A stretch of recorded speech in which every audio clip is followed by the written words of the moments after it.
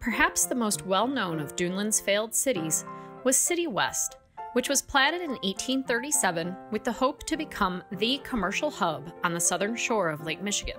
Jacob Bigelow filed the City West plat for the Michigan City and Kankakee Railroad Company.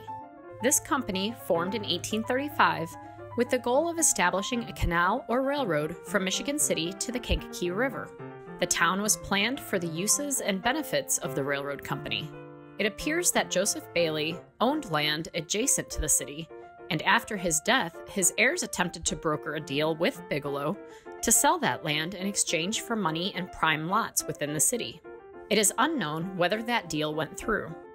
City West was located at the mouth of Fort Creek, now Dunes Creek, in what is now the Indiana Dunes State Park.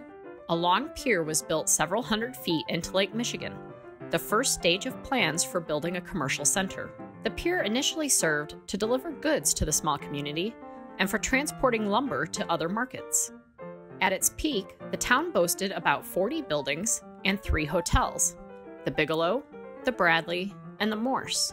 A second canal was planned that would eventually connect Salt Creek to Lake Michigan as well. This plan played a role in other dream cities in Porter County.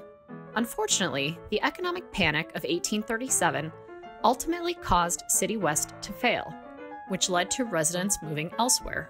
After City West collapsed, some residents established themselves southwest of that area, near the Fort Dearborn Road, or what is now US 12. They named the settlement New City West. A post office, store, and the Bigelow Hotel were moved there from the original city.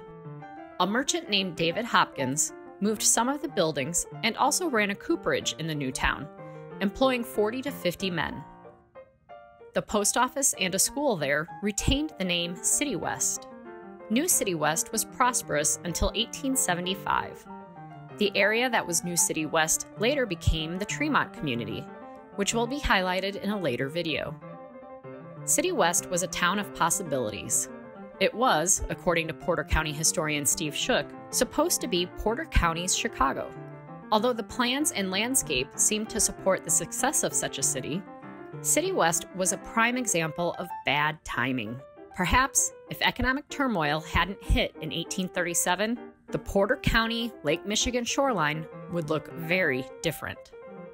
Thanks for watching. Tune in next week for another video about Duneland Ghost Towns.